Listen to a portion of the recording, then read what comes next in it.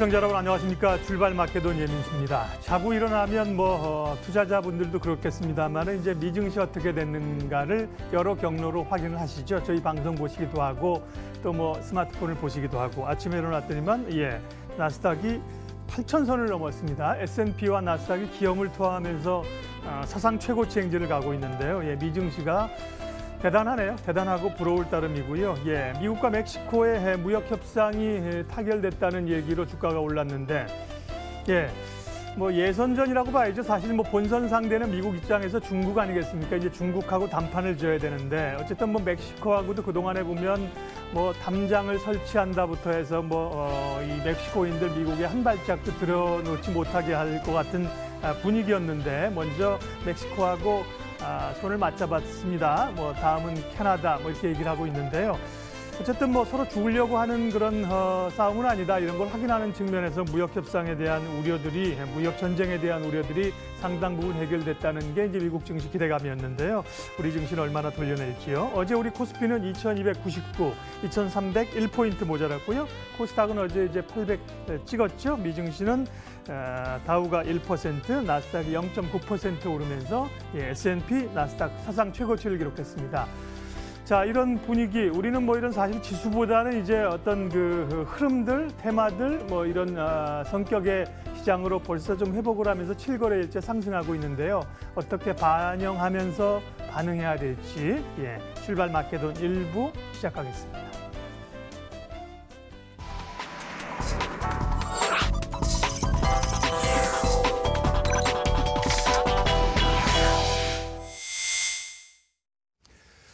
오늘도 날카로운 시장 분석 그리고 흔들릴 때마다 늘 중심을 잡고 여기까지 왔습니다. 장영혁의 마켓 시그널로 시작하겠습니다. 한국투자증권 이프렌즈예요. 장영혁 팀장님 오셨습니다. 어서 오십시오. 네, 안녕하세요.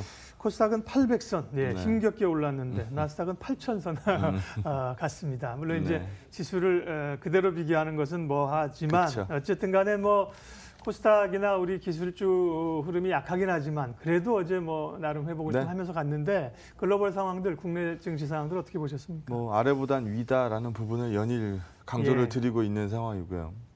지나고 나서 보면 그때 샀어야 되는데 라는 기회였을 거다라는 부분도 연일 말씀을 드립니다. 성에 차지 않으실 수 있겠습니다만 연일 올라가는 증시 상황이다라고 보시면 될 것 같고요. 이런 떨어진 레벨에서 주식을 사지 못한 투자자는 올라가 있는 레벨에서도 주식이 없습니다. 맞습니다. 그럴 수밖에 없어요. 떨어질 때 주식이 없는 투자자는 올랐을 때도 없기 마련이고요. 여기서 못 산 투자자는 올라가면 더 못 삽니다. 지금 이때 지수 생각나기 때문이죠. 2250대도 안 사던 이 주식을 2350, 2450에서 살 수 있겠습니까? 지금 이 떨어진 레벨, 이 정도면 충분하다라는 레벨을 못 산 투자자면 앞으로도 힘들긴 마찬가지입니다. 레벨에 대해서 말씀 많이 드리고 있는데요. 나스닥 팔자를 봅니다. 대단한 지수인 거는 사실이고요. 내용으로 보면은 멕시코와의 이 나프타 재협상 얘기가 주된 이유로 올라오던데요. 아마 캐나다도 동참하겠죠. 매는 장사 없습니다. 근데 트럼프 생각을 한번 해보면 요즘 딱 이거잖아요. 트럼프 하고 싶은 거 다 해 라는 분위기예요. 사실 그렇게 돌아가니까요. 그리고 트럼프가 하겠다라고 얘기한 거 안 한 것도 없어요. 다 했죠. 그래서 이렇게 해결되는 멕시코와도 으르렁거리는 사이는 거의 일방적이긴 했지만 그럼 조금만 더 상상력을 발휘해 보면 결국 중국도 해결된답니다. 그러니까 어제 나스닥 올라서 앞에 팔자 봤지만 중국 증시 많이 더디다라고 얘기는 합니다만 어제 중국 증시도 1.89%, 1.9% 정도 올랐거든요. 홍콩도 강했고. 그렇죠. 홍콩도 강했고. 그래서 지나고 나서 보면 기회였을 지금이라는 표현을 최근에 굉장히 많이 썼는데요. 거기에 연장선상이라고 봅니다. 무엇보다 오늘 주목해서 보는 포인트는 NDF 역외 환율로 보면은 1110원 환율을 하회했습니다. 그럼 얼마 전에 우리가 1140원 노크하던 분위기에서 30원 물러난 겁니다. 그럼 작지 않은 환율의 되돌림이고 이런 부분들이면은 소위 $1 튈 때는 외국인들 매도 압박 들어갈 수밖에 없는데 반대로 원달러 떨어지는 그림이면은 외국인들 매수 들어갈 수 있는 이 형국이기 때문에 오늘 시장에서 뭐 다음 코너에서는 뭐 원달러 하락 수혜주라든지 뭐 이런 부분들 관심 있게 한번 지켜볼 필요가 있을 것 같습니다. 뭐 시장 얘기는 좀 짧게 하고 뭐 종목 얘기를 좀 마저 하도록 하죠. 첫 페이지 보시면은요. 뭐 위에 써놓은 것처럼 우리는 왜 빠졌어요?라고 얘기하면 미국과 중국이 뭐 이렇게 시작하죠. 뭐 틀린 이유 아닙니다. 맞는 이유인데 미국이 상당 부분 만든 뭐 하락 부분이라고 볼 수도 있고요. 뭐 미국이 훨씬 우위에 서 있기 때문에 미국은 잘 나갔다라고 볼 수도 있고요. 미국이 일정 부분 손해를 봐줘야 되는 게임인데 미국이 나는 손해 보기 싫다라고 얘기가 나왔으니까 다른 한쪽으로는 그늘질 수밖에 없었던 상황이기도 합니다. 하지만 그 이면에 보면 예전에는 달러가 이제 소위 위기가 터지고 달러를 풀고 달러의 돈값이 떨어지고 달러 인덱스 기준으로 70피대까지 갔었으니까 달러의 돈값이 떨어지고 그럼 달러로 계산한 자산 가치들은 뭐 올라가는 게 당연한 거. 그러니까 이 자산 인플레이션이라고 부르죠. 그래서 이런 부분들을 만들어냈었던 게 원동력은 달러 약세인데요. 뭐 위 그림 보시는 것처럼 더 이상 연준이 돈을 집어넣지 않습니다. 오히려 빼내고 있죠. 타이트닝 들어가 있는 상황인데요. 이 그림만 놓고 본다 하더라도 사실 무역 전쟁 아니었어도 사실 예전만큼 뭐 작년처럼 뭐 뜨거운 증시 얘기하기에는 조금 어려웠을 겁니다. 근데 아다리가 맞게 딱 이 무역 분쟁 얘기 가장 경계했었던 뉴스가 현실화된 것뿐이죠. 하지만 더 큰 그림에서 보게 되면 아직까지 크게 변한 건 없다라고 봅니다. 달러가 타이트닝에 들어가서 달러 강세, 뭐 미금리 상승 이런 부분들을 만들어냈다라고는 합니다만 이번 뭐 파월 코멘트에서도 뭐 들었던 것처럼 인플레이션에 대해서 이건 위험입니다라고 선 긋지 않거든요. 확신하지 않습니다라는 부분으로 아직 얘기하고 있기 때문에 시장에서는 더 급하게 뭐 달러 강세를 반영해야 됩니다라는 얘기를 하고 있지 않습니다. 오히려 달러 강세가 무뎌질 가능성이 있습니다라는 얘기를 많이 하죠. 그러면 역으로 표시했으니까 위로 올라갈수록 달러가 약세로 가는 거니까 약세로 가는 이 달러 구간에는 여기 보시는 것처럼 이머징 인덱스 지수가 호조를 보이거든요. 이건 뭐 이때만 그런 거 아닙니다. 일반적으로 떨어지게 되면, 그러니까 달러가 강세로 가게 되면 EM 지수는 타격을 받죠. 그러니까 뭐 데칼코마니처럼 움직이는 그림들이거든요. 그래서 이 그림에서 그럼 향후 달러의 방향이 추가적으로 강세를 간다? 부담이죠. 하지만 지금 우리가 갖고 있는 가이드는 추가적으로 강세를 반영할 가능성이 크지 않다라는 부분으로 얘기를 합니다. 그러다 보니까 소위 얼어있던 자리에 돈이 나갈 수밖에 없었고 돈 나가는 그림에 있어서 대한민국 비중은 떨어질 수밖에 없었던 거고요. 과하게 떨어졌다라고 표현해야 될 것 같아요. 그래서 지금 우리가 뭐 EM 지수 내에서 뭐 14% 레벨, 뭐 GM 펀드 내에서 14% 레벨 뭐 이렇게 얘기들을 하고 있는데요. 게다가 이번 주 말에 있을 이 나머지 2.5% 중국 A주 편입 이슈. 네, MSCI. 네, 6월 달에 우리가 이미 한번 경험해 봤기 때문에 몸이 기억하고 있는 거죠. 뭐 기억을 되살려드리면 6월 마지막 일에 삼성전자 거래만 예를 들어드리면 하루 종일 거래된 양보다 막판 동시효과 10분 동안에 거래된 양이 더 많았습니다. 그러니까 사야 될 사람들은 그 자리에서 매수 집어넣고 기다리면 되는 거였고 팔아야 될 사람들은 그 자리에 떨어내면 되는 거였거든요. 어마무시한 매수 매도가 교환이 이루어졌으니까요. 이번에 똑같은 이슈가 발생됩니다. 근데 지금 여기 보시는 것처럼 대한민국 포션은 중국 A주 5%를 집어넣어도 15% 정도 나와야 됩니다. 근데 지금 GM 내에서 대한민국 포션은 14% 초반대 나오거든요. 그러니까 더 비중이 떨어져 있는 상태라는 거죠. 그러니까 언더웨이트 들어가 있는 상황이기 때문에 이 자리에서 뭐 혹시나 뭐 이번 주 마지막에 혹시 쏟아지는 물건이 있으면 그거 받는 게 좋지 않겠습니까? 라고 생각할 수도 있어요. 뭐 그분 틀렸다라고 말씀드리기는 어려운데 과연 그 그림에서 원하시는 것만큼 떨어지겠습니까? 라는 부분으로는 설명드릴 수 있을 것 같습니다. 그래서 모두 다 아는 게임이 나올 가능성은 거의 없잖아요. 그렇죠? 예. 네, 그래서 지난번에 이랬으니까 이번에도 라는 식의 계산은 좀 틀릴 수 있습니다. 이번에 패시브 자금 유출 쪽으로 계산하고 있는 건 한 4천억 정도 되는데요. 지난 6월 말에 있었던 4천억, 이번에 있을 4천억. 과연 똑같은 시장 반응이 보일지는 이번 주 후반부에서 한번 확인할 수 있을 것 같습니다. 그래서 이런 그림 쪽으로 읽어보면은 최근 시장, 어제 제가 은행주 얘기했었는데 네. 은행주 어제 올랐죠. 그러니까 이런 컨셉으로 고르자는 거예요. 오늘 반짝반짝한 주식, 다음 날 이 자리 나와가지고 어제 그 주식 참 좋았죠. 이렇게 얘기하면 지나간 탄입니다. 근데 레벨을 보는 거예요. 이 정도 레벨이면 사셔야죠. 뭐 설사 방송한 날 안 올라갈 수 있지만 이 레벨대에서는 받아내셔야 시간에 투자를 했을 때 분명히 올라옵니다라는 쪽으로 말씀드리는 거죠. 떨어지는 금리가 앞으로 떨어질 금리가 아니죠. 그래서 금리 상승 기대감이 떨어진 거지 향후 우리가 금리 인하 기대감을 갖고 있는 건 아니거든요. 그러니까 은행주의 하락 사유로 계속되는 하락 사유로 계산하기엔 어렵다라는 부분을 말씀드렸던 것처럼 이 그림에서 골라내면 됩니다. 최근 가치주 퍼포먼스가 소위 말해서 심각합니다. 얼마 전까지는 뭐 다 죽는 시장이었지만 둘 중에 누가 더 심각해요? 라고 물어보면 삼성전자, 하이닉스 빠진 게 있어서 뭐 그쪽 가치주 레벨들이 굉장히 좀 부진했습니다. 근데 요 몇 거래, 뭐 지난주서부터 뭐 움직임 한번 보시면 바닥에서 낙폭과대 옐로우 칩들이 강하게 뛰어 올라옵니다. 삼성전자, 하이닉스도 더 이상 빠지지 않고요. 그래서 좀 큰 그림에서 쉽게 보자. 주식시장에서 가장 좋은 호재는 낙폭과대인데 낙폭과대 중에서 안정성을 안고 있는 주식들을 골라내는 시기. 이 시기가 어떻게 보면 수익률 굉장히 좋을 자리입니다. 그래서 지나고 나면 기회였을 지금이라는 코멘트를 드리는 거고 지금 이 떨어진 레벨을 사지 못하면 올라갔을 때도 주식 없는 건 마찬가지다라는 부분 말씀드리도록 하겠습니다.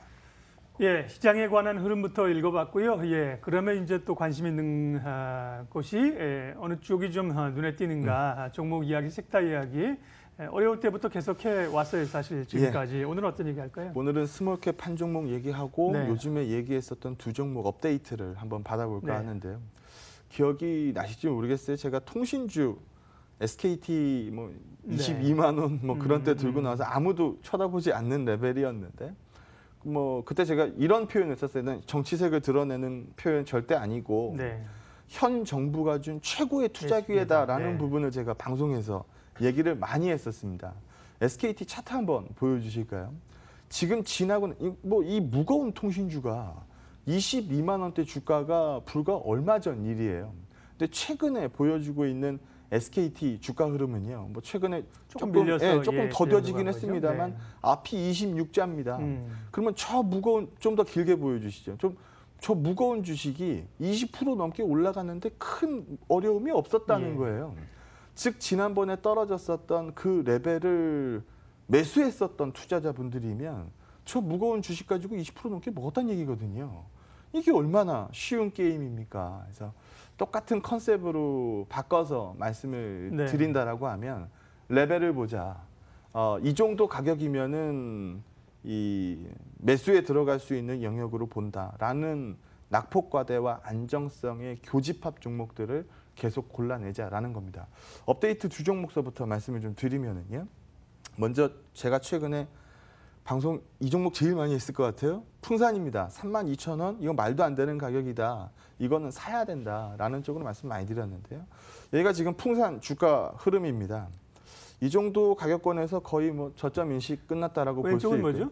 왼쪽은 구리가입니다. 예. 그래서 여기 보는 것처럼 급등락이 뭐 여기도 한 번 있었고요. 뭐 크게 올랐다가 크게 빠졌다가 크게 튀었다가 또 크게 빠졌다가 최근에 또 크게 튀었다가 급등락이 반복됩니다.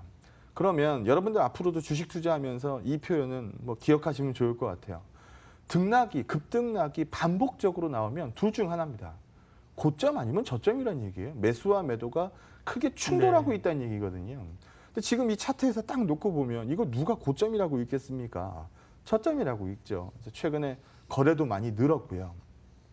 옆을 보시게 되면 이거는 구리가 차트인데 뭐 별명 들어서 아시겠습니다만 미스터 마켓 닥터 쿠퍼입니다.